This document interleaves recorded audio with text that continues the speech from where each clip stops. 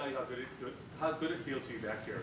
I have a lot of good memories here in this building and a lot of good friends, and it's really nice to be here. And it's nice to bring this work to your attention. Part of it was done here, although not necessarily in this building, but I was here at IBM. And I want to talk about auditory attention and visual attention because I think it's an understudied problem, and it was certainly in my blind spot, and hopefully I can tell you why it's an important problem and tell you why I think it's something you should think about. I want to start this talk with a story. Many years ago, I was at a binaural workshop in Dayton, Ohio, and everybody in the world who had anything to do with binaural hearing was there. I think it was before my time at IBM. And you know, it was a big room of people, and anytime someone asked a very hard question, you know, any question at all is very hard, someone would stand up and say, "Oh, we can't do that, that's the C word." And by the C word, they meant either cognition or cortex. And this is quite a while ago, I don't remember when it was, 15, 20 years ago. And at the time, for those of us who were doing binaural or thinking about binaural perception or perception in general, cognition and cortex were just outer space. We didn't want to go there yet. We had no clue how to deal with any of that stuff. We just tried to ignore it. And so the whole conference was, you know, we're not going to deal with the C word. And now I find myself continually dealing with the C word, because that's where all the interesting stuff is happening. And part of that's because I'm an engineer. This is sort of my history, briefly. Back when I was at Apple, we were looking at things like auditory modeling, building models of the cochlea, and I did this toolbox, which is still being used by a bunch of people, including a bunch of students who are younger than me, younger than the toolbox. So the toolbox is older than the students, which is kind of weird. But you know, we started with this basic auditory models of the perceptual system, and then when I was at Apple, and then we started looking at pitch and pitch perception and sound analysis using this representation called the parallelogram, which is this way of thinking about pitch and spectral content and audio signals, and trying to see if that would be a viable model for auditory perception. And then about the time I was here, finishing up an interval in here, we did a bunch of work on prosody. So one of my IBM papers was on detecting prosody in adults speaking to their infants. So the story is that the words convey a lot of stuff. That's what's on the printed page. But infants actually learn the prosody. They learn the non-word stuff first. So if they say, "Don't do that," you know, they get the message because of the prosody. They get the sharp onsets and stuff. And they, you know, have no concept of the words. And so you can play the prosodic message in any language to any baby, and they'll get it. And so, you know, this is all by way of a bottom-up approach. We're, you know, building models that would understand the pitch and the amplitude, and trying to predict what the affective message was. So it's a very bottom-up approach to everything. And it's a very similar approach to how a lot of people do modeling of the auditory system, especially for people like me who are engineers, and I suspect like you. You know, we like to do things based on a firm foundation. So you know, you start with very firm mathematical principles, and you build things up one layer at a time. And it's a very natural way of doing things. And so the binaural people were doing the same thing and saying, okay, we're going to deal with these bottom-up processes. We'll figure out how the cross correlation happens, and IOTDs and IRBs and all that stuff. And we'll think about how things get into cognition and cortex. So it's this bottom-up thing. The problem is that the human brain doesn't work that way. There's no good numbers. I mean, I've seen lots of different numbers out there, but let's just say 60% of the neurons in the brain point down, point outward, point to the periphery, with only 40% going up. So all of us engineers are looking at the afferents, looking at this bottom-up approach. You're ignoring the bigger part of the problem. And a lot of that's attention, a lot of that's language models, a lot of that's, you know what a face looks like, and so you're expecting my face to do certain things. But these efferents really drive how we perceive the world and how we operate the world. And it's what makes us successful. I mean, we can't possibly do what we do, without top-down control and without models of the world. And so these efferents are very important. And what I want to convince you of today is that we need to be thinking about that in our engineering problems too. And so this talk is really a combination of engineering and science. We're trying to understand the science of perception and build models of it. But I'm being paid, and I prefer to be an engineer. I like to build things. And so we sort of, work both halves of the problem. they have different evaluation criteria, but they can inform each other.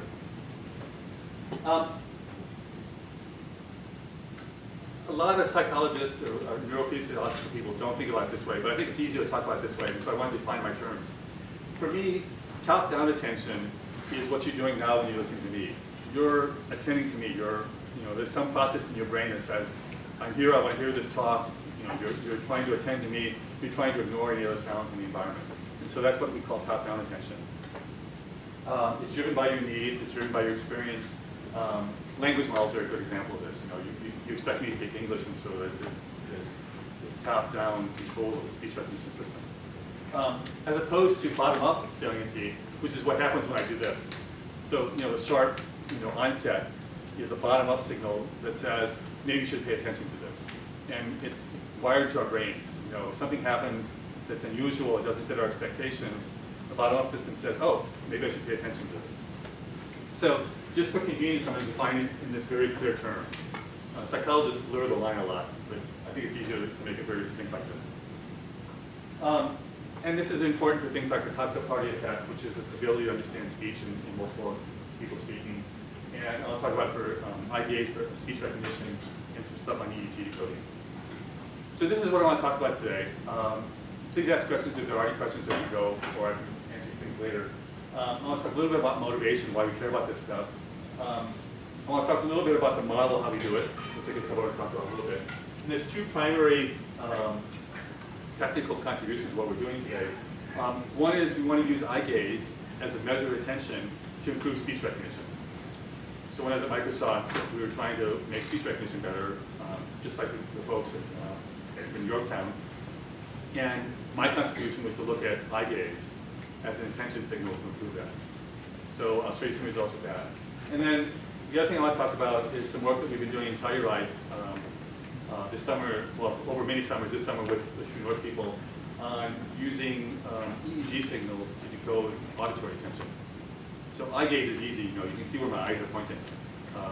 Ear gaze, if you will, is much harder. Ear gaze or whatever, it's much harder. So we want to try to understand that as a way of predicting what people might want to do, so we can make our machines better. So that's what we do today. So why do we care about attention? There's a lot of reasons. The classic example is the cocktail party effect. So, this woman serving, food to her, the guy in front of her, and the guy is saying how wonderful it is. But what she really wants to do is listen to the person behind her who's giving all the latest gossip. And this is something we all do, maybe not exactly this example, but it's something we can easily do in any environment like this. You can shift your attention and you can pick out the conversation you want to hear. And a large part of that is a language model, but it's just, we have this ability to do that, and it's really wonderful. The other one that's perhaps more practical is all our devices, I think it's safe to say, all our devices really want to have an open microphone. You really like the microphone to always be on, be able to respond to you whenever you ask something. So Amazon Echo, a lot of our cell phones, you want them to be able to listen continuously and do the right thing. And so you need to be able to understand what's out there and separate out the voices. Some of my work on speech recognition was driven by this idea that the dominant UI paradigm of the future is going to be a screen plus voice. So this is the assumption, we can argue about it. But screens are a really efficient way of getting information out of a computer. You can pick and choose, you can skim, you can direct your attention to any place on the screen. It's really fast. No one wants to wait for TTS. TTS is painful, even though I work on it. So screens are really powerful output devices. On the other hand, speech is a really powerful input mechanism. And so it's fast, it's natural, we all do it. Pointing is useful, but no one wants to point all day long. And so speech is a really good way of getting stuff into the system. So we want to look at this as a way of getting things into the system because it's such a powerful way. And this is true whether you talk about phones or wall-size displays or anything in between. The other possibility is assistive devices. I don't subscribe to this, by the way. Just for the record, since you're videotaping this. The hearing of people that I work with would dearly, dearly, dearly love to know whether the person who's using this device is listening to the speech or listening to the music, even at different times. And you know, just knowing that there's speech and music out there would help them, because they want to tune the device to do different things in those different environments. So if you're listening to speech, you want to do one kind of processing. If you're listening to music, you want to do something different. And it's even more complicated in the restaurant. So you know, we really want to have these devices being much more intelligent about what the user wants. And you know, it's pretty hard to flip a switch inside your ear. So you know, we want to do it automatically in some fashion. And so that's why we care about this stuff. Many years ago, by way of trying to understand how this all worked, in Telluride, we actually built a system to do some of this stuff. And it was the first real-time system to do these ideas. I don't know if the folks in Telluride have told you about what we do in Telluride, but there's an awful lot of cheating involved in Telluride, in the sense that we only have 3 weeks. And so you know, you have to sort of simplify the problem a lot in order to get something that works at the end of 3 weeks. And we simplified a lot, but it was a really good teaching experience for us to understand what the problem is. So you really don't understand something until you try to build it. And you know, we understood a lot better at the end of this. So you have this poor guy who's in this very complicated environment. He's trying to figure out where to attend to. So he's got these two voices going on. This is what we want to simulate. And so he's got these two voices. And one of the ways we cheated in Telluride was we don't really understand how to model the semantics of a conversation. So in my first example, I talked about you know, one conversation is about the food, and the other conversation about the gossip last night. And the woman in the middle was directing her attention toward the gossip, or trying to direct her attention toward the gossip. I don't know how to model that level of language and semantics and stuff like that. So we cheated in Telluride by reducing it to numbers. So the task of the user was to listen to these two different digit streams and identify the digit string that was highest value. So the way that translates into the real world is the woman in the party was listening to the high value conversation for her. The high value for her was the gossip, not the platitudes about the food. So she was directing her attention to the high value, which was the gossip. In this case, we defined high value just in terms of numerical values, because we didn't want to deal with all semantics. And so we had these digit strings like 5, 8, 2, 6, 3, 4, 5, 6, 7, 2, and this other digit string. And the purpose was to build a system that would track the high value conversation and report back the results. And so it's a very simple idea, but it took us a whole lot of time to figure out what this problem was and to actually build it. And quite a few all-nighters involved at the very last week. This is what we ended up building. It was a very neuromorphic approach to it. The binaural receiver in the middle here was actually Shishi Lu's cochlear models, which I think you guys have had in the building here, with Toby Delbros doing the programming for that. So it was a neuromorphic auditory model, putting out spikes, and we built a novelty detector to simulate bottom up attention. So there were actually two speakers from two different sides, so left side, right side, going into the auditory system. And then whenever something happened on the right side, the auditory system said, oh, pay attention to the right side. Or maybe you want to pay attention to the right side. And that signal went up to the cognition box. And the cognition box had to say, okay, given the past history, do I expect more value on the right side or on the left side? And whatever side is providing the highest value is going to be where we're going to direct the speech recognition system to. So, if this guy over here has been saying high value stuff and makes a new sound, then the cognition box is going to tell the speech recognizer, pay attention to the speaker on your right. And hopefully you've made the right decision. Hopefully we'll get the high value competition out of it. So that's why we built the system. It was actually an incredibly big hack. The binaural receiver was was a binaural chip, a cochlear chip. Going into a Java program that was doing the timing stuff and producing AR signals in a MATLAB program going to a cognition box. Speech recognition was running in MATLAB on a separate laptop. So I think we had 3 or 4 laptops involved in this. We got it all to work. It was quite an engineering feat. But the key thing out of it was this idea that we had these two signals.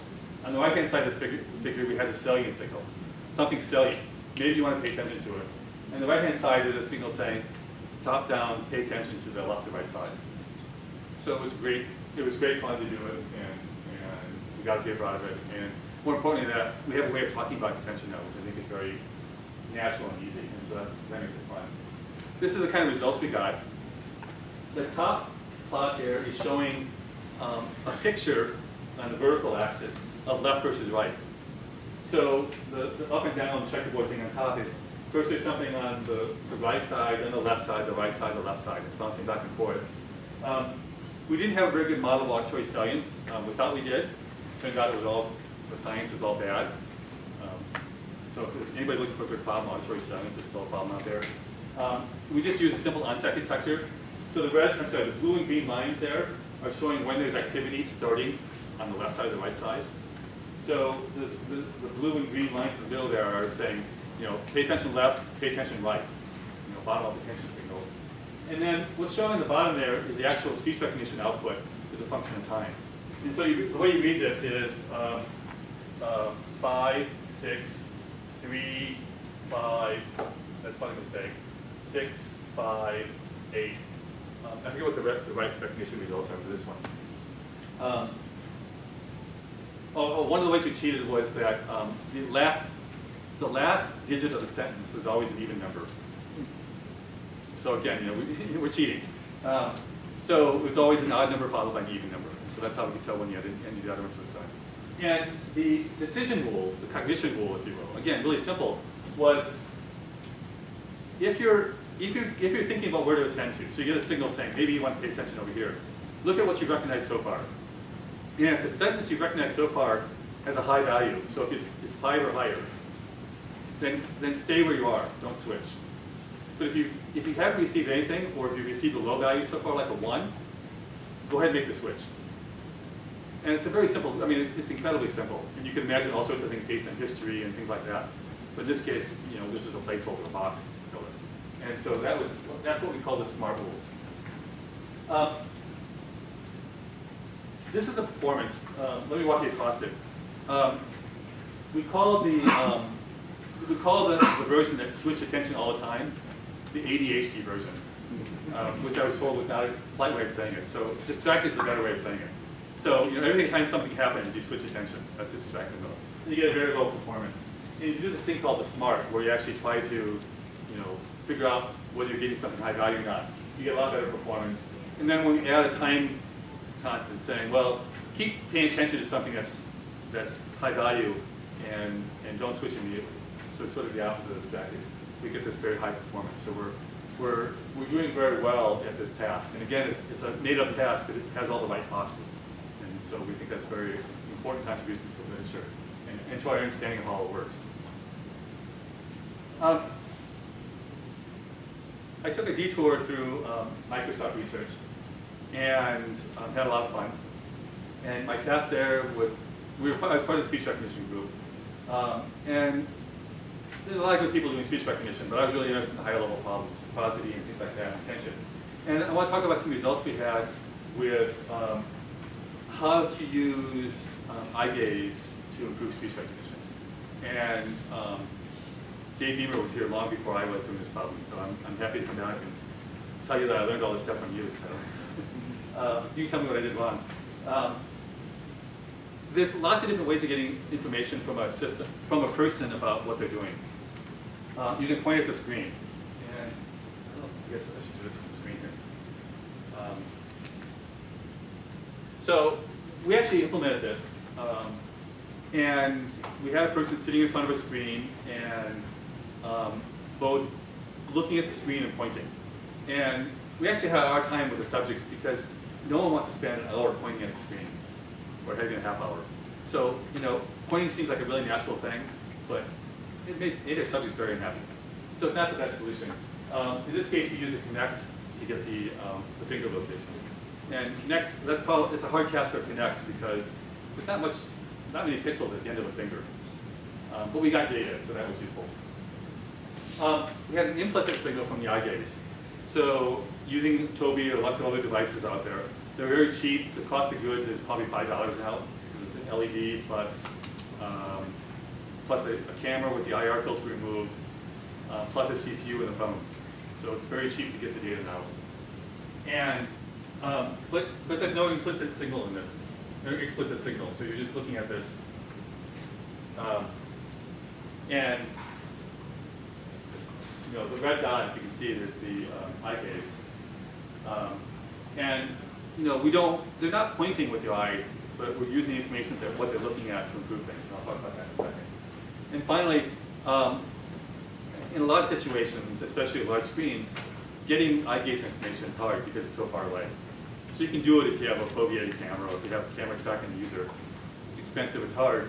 And we thought we could get good data with face pose. So this is, again, a Connect with a face model on top of my face. This is off-the-shelf software now in Connect. And you know, it's not as accurate as eye gaze because you know, it's just harder. And the face doesn't always track where you're looking. But as I'll talk about later, you know, eventually it catches up. I can't say this often enough, and especially Microsoft was a problem, because there was this very famous football player who had some disease, he's locked in. And they got a lot of good press for building the system that used eye tracking, that he can control his world with eye tracking. So the screen in front of him, he's looking at the screen, he can move his eyes, and he can control his world. And it's really wonderful. But it's a really, really lousy paradigm for using eye gaze information. And the reason why is I like to cite this quote. It is very unnatural to overlay a perceptual channel, such as vision, with a motor control task. And this was said by Schumann Zai when he was here, when we were both here in Almaden. The point of this is, yes, you can point at something with your eyes. But as soon as something like this happens, your eyes are over here. So your eyes are designed to sense the world. And they really don't like being used to control the world. Having said that, there's one really, really good counterexample to this. Tobii, the eye tracking company, has an asteroid game that they ship with their hardware. And it's brilliant. So what you're supposed to do is you're supposed to use your eyes to point at the asteroid you're going to shoot at. And the thing that they did was brilliant, was they make the asteroids pop out of something, and they're moving, and they're flashing, and you can't help but look at them. So, I mean, it's a great cheat again. I mean, you know, they sort of use the perceptual system against itself to make you look good playing this game, and make the eye tracker look good, which is fine. But you really shouldn't build a user interface this way by using eyes to control something. You want to use eyes. You want to use the eyes as a signal of what the user's doing. You don't want to use it as a control signal. And so the paradigm shift is we're not going to be using it as a selector, we're going to be using it as a spotlight, saying, oh, he looked at this, maybe that's information we can use in our new task. Help the user figure out what the user's doing. So one of the things we looked at was addressee detection. Again, we're very interested in what we call HHC paradigm, not HM, or it's human-human computer interactions. So you have multiple people on a big screen. You want to figure out who's talking and whether you're talking to the computer or not. So I guess that's true again if you're just talking normally. If you have a screen over here, am I talking to you or am I talking to the computer? And so addressee detection is this idea of how do you figure out when you talk to the machine? And we studied this by looking at a human-human machine interaction where two people were collaborating to do a trivia game, like, how long is the Amazon River? Is what they had to answer. A few people talked about it, asked questions, finally gave an answer to the system. And we wanted to use that data to say, when is the user talking to the computer? There's some very small signals in this, not very big. This, for example, is the face pose signal for, on the right-hand side. So this is a person on the right are the two people. And you're asking, looking at the face pose information, which is shown as an angle along the horizontal axis. How often are you speaking to the computer versus how often are you speaking to the person? And so you see the two curves there shift slightly to the left when you're talking to the computer. It's a very, very weak signal, but it's there, and we want to capitalize on all these signals in order to be able to do something better with it. These are our error rates. This is work with TJ Tsai, who's at Berkeley now. Turns out the most useful information to tell whether you're talking to the computer or not is positive. And there's two reasons for this, both of which I think are sort of flaws in our current world. One reason is you tend to speak louder to the computer. And so just looking at loudness was an important cue. Are you talking to the computer now? And I really hope that signal goes away. The other reason was that the fuzzy has some slight variations when you talk to computers. It's a little simpler and stuff. And so that shows up in the signal. Again, I want those signals to go away. But right now, building a system, that's important. Language model helped a lot. So, along the system state. So, the language model you use to talk to your friend is different than the language model you use to talk to the computer. And again, I hope this is an artifact of our very primitive computer systems, and we'll get better with time. The things we really wanted to get use out of this, and we really wanted to be useful, weren't useful yet. I think it's because we don't have a good enough model yet.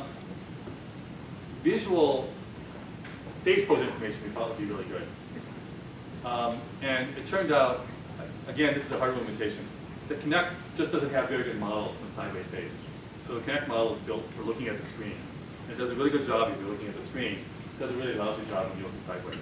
And so we couldn't get good data when the person was looking to the side. That's the state of the sensor right now. And we were also hoping we'd get better signal from beamforming. Are you looking, from the amplitude and what the beamformer was saying. And those didn't help as much. But we still got good performance. The better story is when you apply it to things like speech recognition and speech understanding. And I want to talk a little bit about that. This is some eye tracking data. We asked people to look at some web pages, news stories in this case, New York Times, and just read some text off the screen.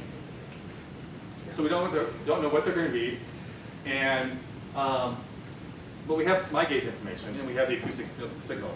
And so this is the data for this particular trial. The user said, for all the talk among Democrats, and you can see down here in the middle where those words appear on the screen, and they're eye tracking. So I'm guessing they were looking down here, they selected these words, they started saying, for all the talk among Democrats, and long before they finished the sentence, they were looking somewhere else. They wanted to get out of there. They were trying to figure out the next sentence they were going to say. So, we have some data there we can use, and it's actually very useful. And the question is, how do we take advantage of that data? How do we use it? So the obvious thing is things like time and radius. Are you looking at the words in a certain radius in a certain time window? The right way to build this system is to bias the language model that you use to do the recognition. So you have a generic language model, which is what you expect the person to say in English. Perhaps some task-specific language model, and then you add in a gaze-specific language model. So you're saying, okay, these are the words close to what you said. So you put all those language models together, add them up, and you put that in the speech recognizer, and you get the best results. That's hard to implement in a research lab. And so what we did instead was this other approach, where we took the basic recognizer as is. It recognizes its stuff, and it puts out a lattice. And I'll show you a lattice on the next page that says, here are all the possible word combinations I've seen and how they fit together. And a normal speech recognizer will go through this lattice and say, okay, that's the top highest probability. We'll just call that the output. But in our case, we took the lattice out, and then we rescored it based on the eye gaze information. So we added another language model for the eye gaze information, saying, okay, these are the words they saw. We don't know what order they're in, but we know they saw, I forget what the last sentence was. We saw these words, so bias the speech recognizer to prefer those words in this language model. And that's how we got these results. So here's a language model that comes out of a recognizer. And there's lots of different ways of going through this path. So in the first pass, the acoustic model said the right sentence was, this is a test sentence. This is a bad example. I wish I'd show some different words. But if you look at the eye gaze information, that would bias your estimate to say this is the best sense, whatever that means. But we can use the eye gaze information to bias the lattice scoring and come up with better results. So excusing the bad example here, we get some good results, and we can talk about a lot of different ways. I think the best way to talk about it is in terms of perplexity, because it helps me understand what's going on. So perplexity is this probabilistic measure of, at any point in your utterance, how many choices are there in the next word? So if I start saying there's 1,000 different words that come next, or 60 different words that come next, depending on how tightly bound the language model is. So perplexity is a really good way of talking about language model complexity. If we do the generic one, no language model at all, it's well over 1,000. It's just pretty high. I'm sorry, this is for a very, sorry, this is an English language model, but it's a very complete knowledge, complete language model for English. So it's dictation. So it's very high complexity. If you add the words on the page, so you know that the page is on the screen, this is a better baseline. If you know the words on the page, you should probably limit the speech recognizer to saying things to recognizing things on the page. And so if you do that, the language model complexity gets down to 26. So that's really the right baseline. But then if you add the gates information as a spotlight, you'll cut the complexity almost in half, which for speech recognition people is really a big deal. That makes their task a lot easier. So we think that's a great result. And if you combine the page grammar and the gaze, it goes down a little bit lower, but the gaze itself is pretty important. And so we think that's good. What counts though is how the recognition works in the end. And these are the results for that. So the blue line on top is the recognition performance just using the page grammar, just using the information on the page. So every page you get a new language model, score the speech recognition using that language model, and you get an error rate of about 30.3%. But if you add the eye gaze information, and depending on the radius you use, how big a spotlight you want to use, which is a measure of how the system behaves and noise and sensor and all that kind of stuff, you cut it by about 10% relative performance. So again, that's pretty significant, which is, by way of context, that's, if there's any speech recognizer here, that's the same level of performance that got everybody switched from HMMs to DNNs throughout the entire valley 2 years ago. So that's a pretty dramatic drop in performance at 10%. And so that's a good number. Face pose gives us some information. It's not as good. We did an experiment, again, on a large screen. It was very hard to do it because we had to find a place that was far enough away for the Kinect to be able to track the face and close enough that the Tobii could see the eyes. So I think we had like 10 centimeter range when both pieces of hardware were working. But we got some data that way. And as you can see here, the plot on the top is showing us this normalized position, looking from one place to another place. So words are popping up on the screen. User was directed to look at the things on the screen, and we could plot their performance, plot their tracks. And in general, we saw about a 250 millisecond delay between eyes and face. So something pops up over here, your eyes go there first, and your head eventually follows. And it doesn't always happen that way. I mean, you can look out the side of your face for a while. But in general, this works. This is a game of probabilities, so we're happy with that. So the same thing shown as a histogram. And then we wanted to look at the signal to noise ratio, or how the spotlight radius changed.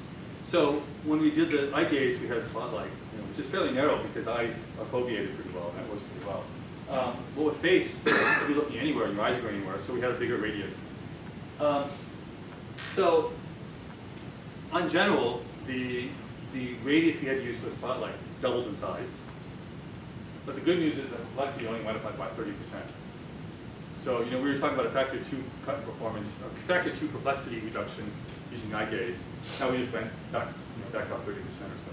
So it's not as good as eye gaze, but it's still a useful signal. And really, I think you'll have no choice when you have large screens, as we have all around us. Face pose is going to be a useful signal, and a lot easier to get than eye gaze. I've got some video of this, so let me walk you through it first. What you're going to see is a screen, a mock of a screen, with some words on it. And the user's task was to say what they wanted to do. This is completely demo, not actual experiment. But it's very ambiguous utterances. And so we want to use the eye gaze and the speech recognition to disambiguate to figure out what's going on. The blue box shows you the speech recognition result.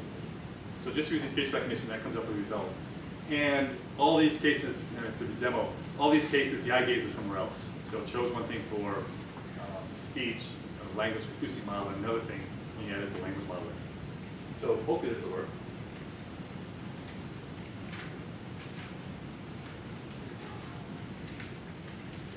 So I'm looking up in the upper right. Oh, we lost the audio.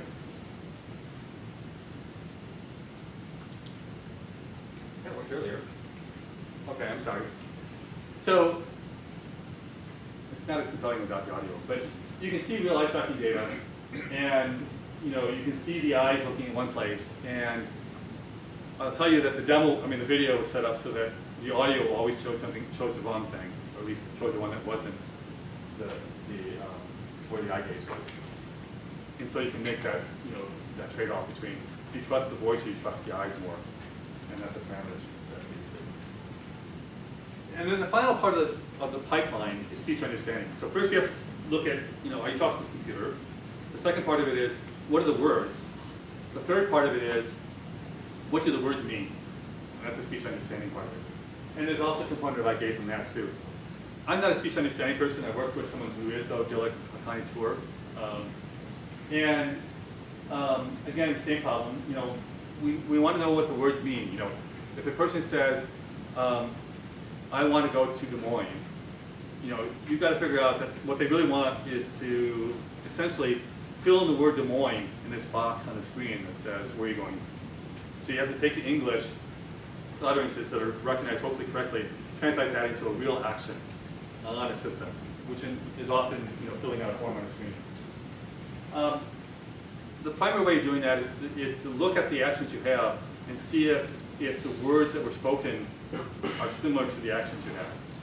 So you might say, I want to go to Des Moines, and you've got to figure out from the words that probably means destination. So there's ways of doing that.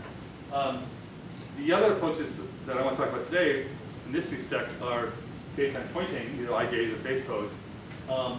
And we can look at heuristics. So we can say, well, are you mostly looking at the destination box, or you look at somewhere else? And you can measure that with heuristics. Or we can actually use a heat map, which is how often you look at a particular place on the screen. So the heuristics are things like this. So what's the distance between where your eye gaze is and the different actions you might want to take? And so you can measure that. How often do you look at the link? Is the right radius? There's a bunch of heuristics you can define. You throw it all into a machine learning system. The classifier says, do you mean A or B? Pretty simple, it works. We had a student from Columbia last year looking at eye gaze heat maps, which have been, I saw how to do that here in the building. So where you look on the screen, you just say, well, how often do you do that? You just do a heat map, and you use that information as a probabilistic model of, are you looking at this particular word? So you can look at this and say, well, are they looking at baseball? Well, there's some probability that they saw that word. Baseball shows up more than once on the screen, and so you can integrate that over the entire range. So lexical does the best in this example. Words are pretty colorful, which is fine. The top line is 55%, so that's just with words. If you just use gaze, ignoring the words, your performance dropped to 26%. So that's not good. But the good news is if you add gaze to the lexical features, you get a nice significant performance improvement. So that's good. We're happy to see that. When we change from heuristics to the probabilistic model, performance goes up from 26% to 38%. So that's good. But the best news is that you combine all these features, you do the best. So I really want the probabilistic model to work. I don't like heuristics, but they provide information, so we should use them. And they do things that are important. So we didn't know how to capture this heat map, but if the words are big on the screen, they're bold-faced or a big font, that's probably a pretty important clue that that's something people might say. And we didn't have a way of capturing that very effectively with the heat map. And so the heuristics were able to capture font size in ways that we couldn't do. So here's the bottom line. Here's the entire pipeline. Addressing detection, speech recognition, speech understanding, dialogue management, and conversational dynamics. We got a 10% relative improvement with eye gaze, with speech recognition. About a 17% absolute improvement with speech understanding, finding the right link. We didn't do very well with addressing detection using eye gaze or face pose, but it's got to be there. you guys know I'm talking to you. You know, if you're at an information desk, you know I'm talking to you versus talking to my friend. You can do that based on Facebook and how you go around. Question: what about the reflecting eye trick? Well, yeah, the reflecting in terms of getting eye. Yeah. It's a I'm great. talking to you because you're looking at my eyes. Oh, but not always. Well, I mean, so it's part of it. Yeah. So if I yeah. don't respond to you unless you do, then you will. Well, that's if you want to train the user. So yeah, that's a valid way of doing it. But I want my interfaces to not require training the user. Okay. So yeah, part of what you're saying is right. I want to do another step part of it. And then finally, there's a bunch of stuff that we don't know how to do. And we had a student working on it a couple of summers ago. It was one of my few interns that failed. It wasn't because he was bad. He was a great student, but it was too hard. So we really wanted to be able to understand, you know, how do these signals tell us something about a conversation? Because it's really important when you're in a conversation to look at the person and nod and all that kind of stuff. And we still don't know how to capture that information. And people are talking about it, but we weren't successful. So finally, I want to end with some stuff going back to auditory attention. And I think just in the last few months, I realized that the work we're doing is exactly analogous to eye tracking. But we have nothing physical to look at. So you can look at my eyes, you can look at my head. You know what you know what I'm looking at.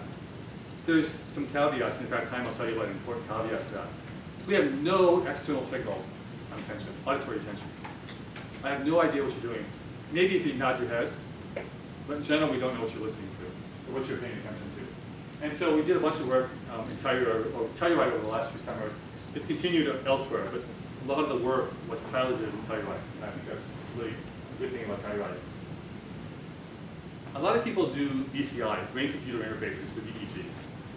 So a typical BCI problem is, you know, someone's locked in, they can't move, they've got an EEG cap on, and you play things to them, and you measure when the EEG changes in a significant way. So a task might be, you know, watch these letters go by, and when the letter that you want goes by, you know, think something different. Think about the dog. And we can detect that. And people, there's a lot of people that do work on that by detecting specific events in EEGs. And it works, but we want to do better. What we started in Telluride a few years ago, actually the first experiments were done with ECOG, actual neurons in human brains in San Francisco, by our friend Ms. Ryan. We wanted to do it with EEG in Telluride. And so the experiments we did, we started in Telluride. A subject is listening to two different audio sounds at the same time. So he's listening to 20,000 Leagues Under the Sea. At the same time, both ears, he's hearing somebody else say, Journey to the Center of the Earth. Just reading the story. We measured, we have an EEG cap. That summer we had a 32-channel EEG system. And we measured EEG signals from this person. Given the EEG signals, we want to know what story were they attending to. And we do that by building a decoder, and I'll talk about that in a second, and predict that he was paying more attention to the words of 20,000 Leagues Under the Sea, and so that's where his attention was directed. And so we can do that. So that's the equivalent of IKs, but for the auditory system. The reason we wanted to do that is, I mean, there's a couple reasons. My primary interest was scientific. I really, really, really want to understand how sounds go up through the ear, up through the auditory system, midbrain, up through the cortex, and one signal gets picked out. You know, you're listening to my voice. What happened to all those other sounds? And what caused you to switch to something else? And so, at the very lowest levels of the auditory system, at the cochlea, at the inferior colliculus, you know, before you get to cortex, we know the sounds are all appearing. All those sounds get into the system.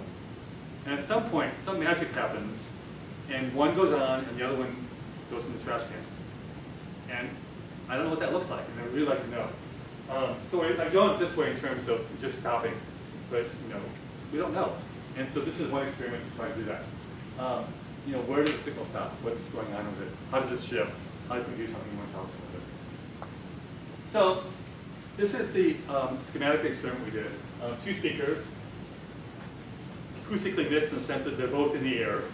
You know, just two speakers. They both go into the air. The subject hears both.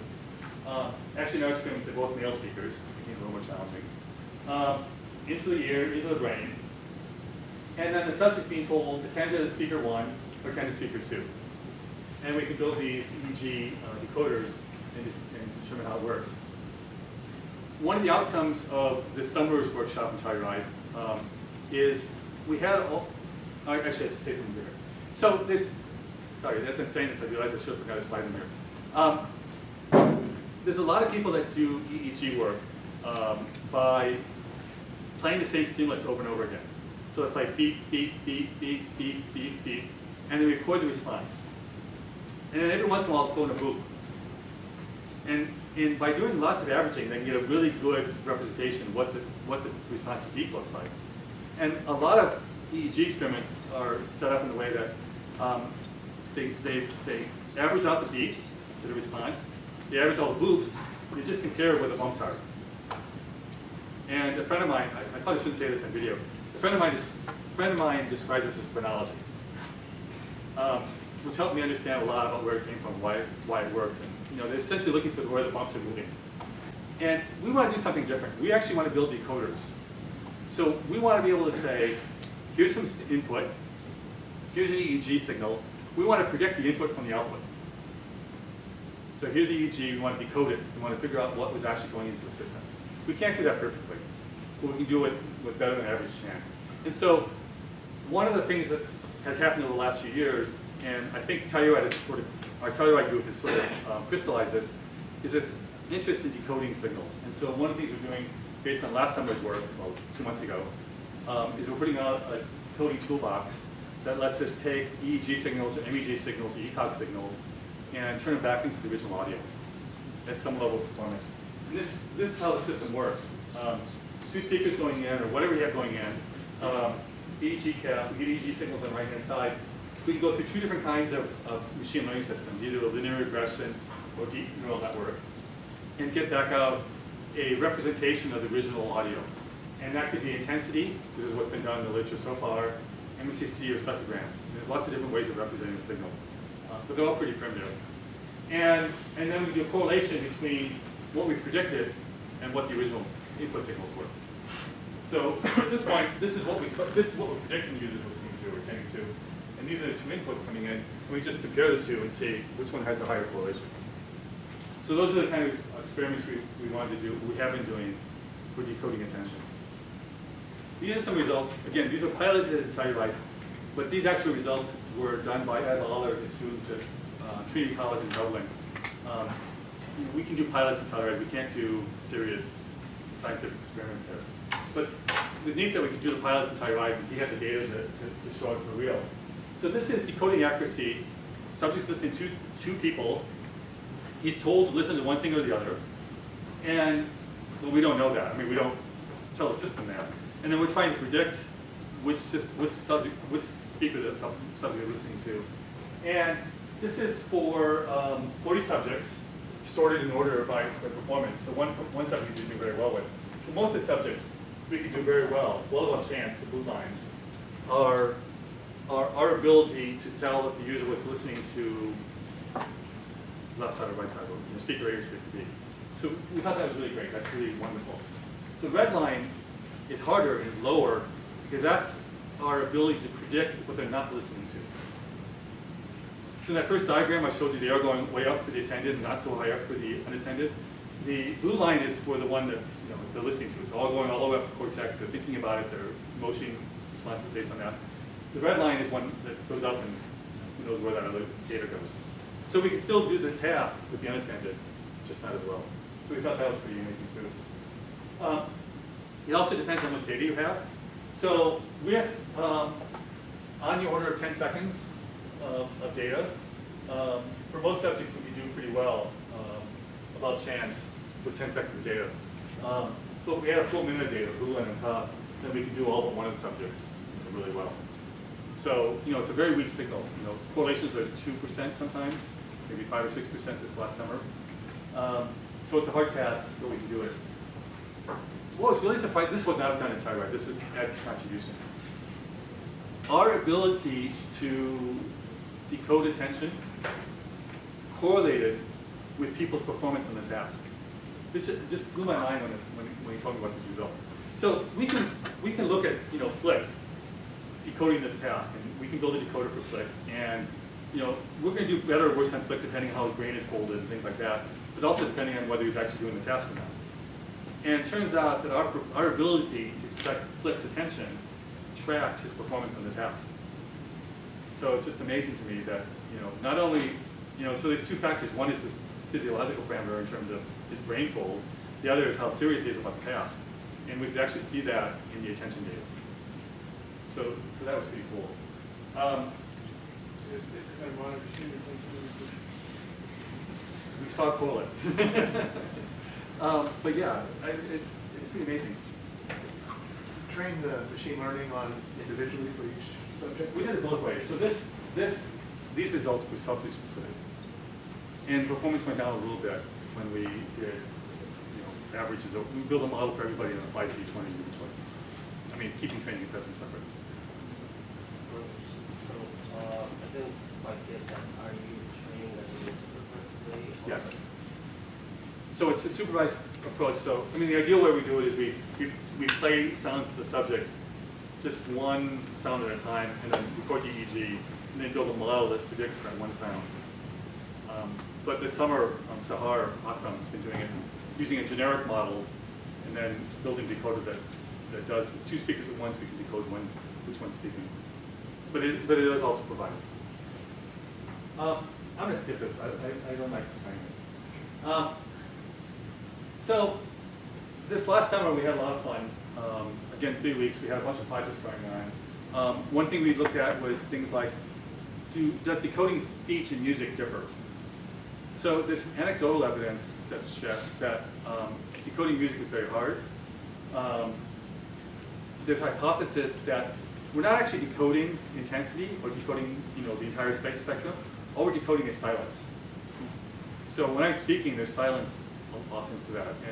And there's a hypothesis that we're actually just decoding silence. We're not actually decoding the overall intensity curve. And so we wanted to look at music versus speech. So I just saw some results on Monday. I have a student who's finishing up our thyroid work. Very, very preliminary, but it looking like, we do a really good job of decoding speech. We do a fairly good job of decoding singing.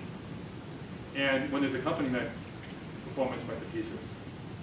So, that's the kind of thing we wanted to see. And it takes a lot more work to verify this, but that's a question we still have. Which leads us to this idea that we really want a better feature.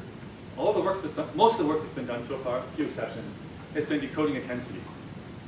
So you've got an EEG signal, just decode how loud the speech is over time. This is a really lousy way of doing speech recognition. And so there's much better features like spectrum or bell frequency capture coefficients that could do better. And so we want to look at those sort of things. We had some work this summer on can we detect where the sounds are coming from? So if a subject's sitting here, Flick says something, David says something, ignoring what's going on in the brain, ignoring the acoustic environment, from the EEG signals, can we say it's coming from the left side or right side? And we saw some very promising results there. And the final thing that I think is most promising, and again, done for the first time in Telluride, is we actually got really good results decoding attention using an in-ear EEG sensor. So most of the time when you do EEG, you have this cap on, you have gel, and you have little probes. You want them touching the skin. You can't get them to touch the skin all the time, so you use some gel. But sometimes you still touch the skin, you leave a little blood behind. It's not something you really want to wear all day long. But our colleagues in Europe have been looking at putting EEG sensors in a device that fits inside the ear. So you can put like 3 or 6 sensors in. The downside is you've only got information from one area of the brain. The good side is that it's a pretty convenient environment, and it is fairly close to the brain. And it doesn't involve wearing this silly cap. So we've got good results for that way. Have you looked at the near-infrared absorption? Is that anything here? That just came up on Monday. Yeah. I haven't. This student of his here, Sebastian Stober, was talking about his work on decoding this stuff. He's going back to Germany to do a faculty job in Potsdam, and he wants to look at infrared. The good thing about infrared is it gets the blood flow signal and oxygenated blood flow like roll, which is what MRI does. And so that part's good. And plus it has a faster time response than MRI because you don't have to, you don't have the complicated magnetics to get the signal. You just look at the light reflection. I don't choose to do that because I think a temporal resolution is going to be still too short for anything useful. I mean, it's too long. I mean, it's going to take the signal up to the Blood bowl sugars. with blood flow oxygenation is still a second for the signal response. And so that's not what I would choose to work on. But I'm glad someone else is, and maybe it'll work. So what I hope I've left you with is attention is really important, and it's not an impossible signal to get at. We can do it with eye gaze, and we can solve real tests that matter with speech recognition and speech understanding. And we can do it with auditory signals in a very preliminary way. We're not ready to, we're far from a product yet. But we're seeing signals that are useful. We can do the task with high reliability, and we think that it has a high payoff in things like attentive listening devices. So, as an engineer and scientist, my engineering cap when I'm talking to my employer is, look, these devices would be really wonderful, but the science is really interesting too.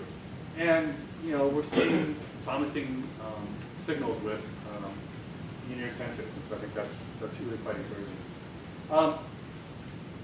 I described a bunch of work here, and there's way too many authors to list, and some in this room. I mean, just a lot of people help with this.